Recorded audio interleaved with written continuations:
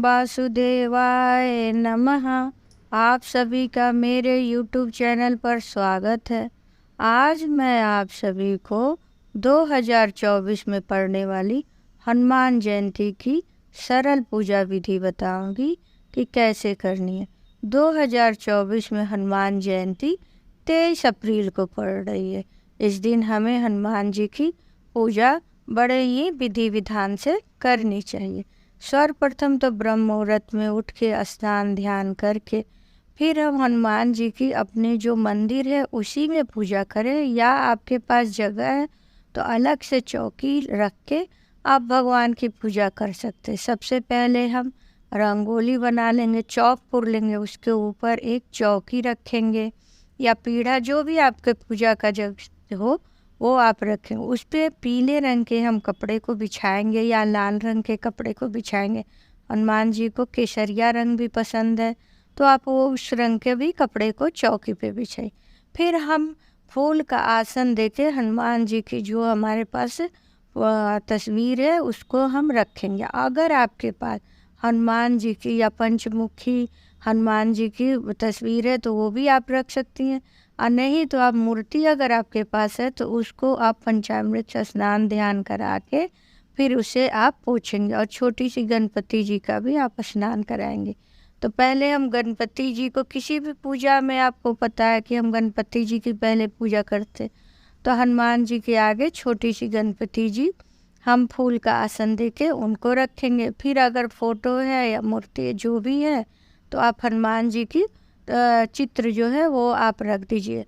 और एक बात और है, हनुमान जी की पूजा में श्री रामचंद्र की पूजा जरूर होती है, तो आप आपके घर में ज़रूर राम परिवार की तस्वीर होगी या सीता राम की अगर होगी कोई फ़ोटो, या सिर्फ श्री रामचंद्र जी की भी होगी तो वो भी आप फ़ोटो ज़रूर रखिए।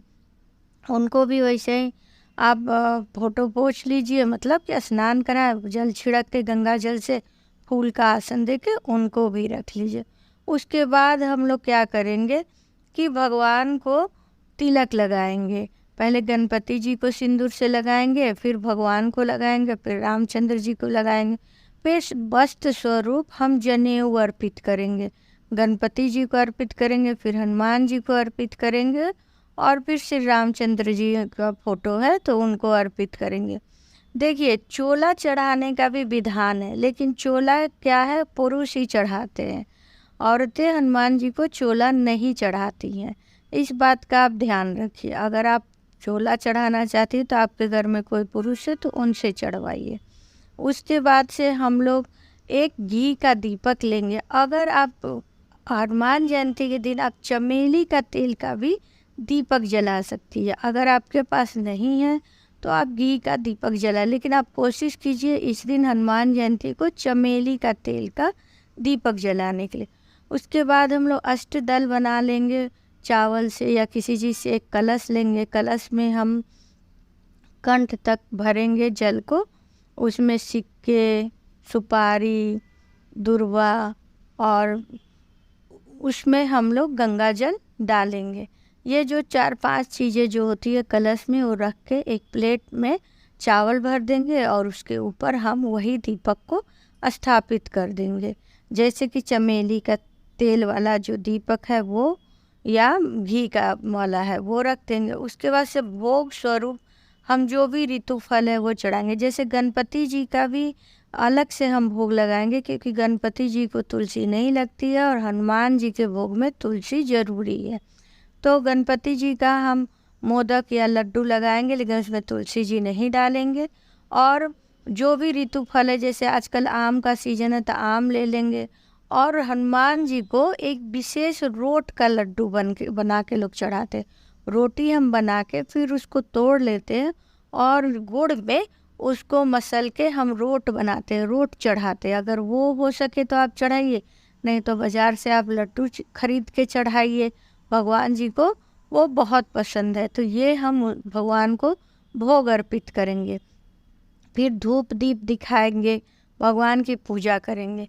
और पूजा के साथ ही हम आज के दिन बहुत सी चीज़ें जो कार्य कर सकते। पहले तो जय श्री राम राम नाम का जप हम कर सकते हैं 108 माला। अगर आप चाहते हैं तो 108 बार आप हनुमान चालीसा का पाठ कर सकते हैं हनुमान जयंती के दिन। अगर आपके पास समय है तो, समय नहीं है तो 7 बार कम से कम हनुमान चालीसा का पाठ कीजिए। इसके बाद आपके घर में कोई बीमार है या कोई समस्या है तो आप बजरंग बाण का पाठ कर सकते हैं, हनुमान बाहु का पाठ कर सकते हैं। अगर हमारे यहाँ जो जिसके पास मतलब ऑफिस नहीं जाते हैं, जो हमारे घर बुजुर्ग हैं या जो घर में छुट्टी में है, समय है, तो आप इस दिन सुंदरकांड का पाठ कीजिए। बहुत लोग हैं कि रामायण भी पढ़ते हैं, तो रामायण पढ़िए। बहुत से हनुमान जी को खुश करने के उपाय हैं, आप कर सकते हैं इस दिन। और जो भी आप पाठ कर रही हैं वो शुद्ध मन से अपने भगवान को याद करके आप पाठ को कीजिए। अब ये सब पाठ करने के बाद आप फिर 3 बार चौकी पे आप आचमन करा दीजिए और भगवान से हाथ जोड़ के विनती कीजिए कि हे भगवान, मुझसे कोई गलती सही हो गई है तो उसे माफ़ कर दीजिए और हमारे पूजा को स्वीकार कीजिए। तो इस प्रकार से हम हनुमान जयंती की पूजा कर सकते हैं। जैसे हनुमान जयंती पर आप चाहिए तो मदार के पत्ते का हम वो फूल मतलब हार बना के भगवान जी को अर्पित कर सकते हैं, या चमेली के फूल का भी हम अर्पित कर सकते हैं। अगर पास में आपके कोई हनुमान मंदिर है, ये तो घर पे हम कैसे पूजा करेंगे कि हाँ दीप धूप दीप पंच उपचार जो पूजा करते हैं वैसे हम करेंगे। लेकिन अगर पास में कोई हनुमान मंदिर है तो आप अवश्य जाएं और आपको समय मिले तो वहाँ बैठ के आप हनुमान चालीसा का पाठ करें। और इस दिन आप सिंदूर और चमेली का तेल भी मंदिर में दे दीजिए। वो पंडित जी जो रहते हैं वो भगवान को ज़रूर लगा देते हैं। आप ध्वजा फेरने के लिए भी आप पैसा दे सकती हैं। और इस दिन आप कोशिश कीजिए, अगर आपके घर के आसपास या मंदिर में अगर बंदर हो तो वो चना खाते हैं, चना उनको दे दीजिए खाने के लिए, या केला, या बंदरों की मतलब एक प्रकार से सेवा आप आज के दिन हनुमान जी के दिन आप कर सकती हैं। तो बहुत से छोटे छोटे उपाय हैं जो हनुमान जयंती के दिन हम कर सकते हैं। पूजा पाठ तो हम नियमित हर रोज़ करते ही हैं, लेकिन कुछ विशेष दिन बनाए गए रहते हैं कि इस दिन हम इस भगवान का पूजा करें, इस दिन इस भगवान का पूजा करें। और हनुमान जयंती के दिन जैसे हम रामनवमी में राम जी का जब पूजा करते हैं तो हनुमान जी का करते ही हैं, वैसे हनुमान जयंती में भी हमें राम जी की पूजा अवश्य करनी चाहिए। तो आप लोग इस प्रकार से पूजा कर सकते। अब बहुत लोग होता है कि हनुमान जयंती को एक समय खाना नहीं खाते, फलाहार रहते हैं और शाम को निरामिष भोजन करते हैं। बहुत लोग दोनों टाइम निरामिष भोजन करते हैं।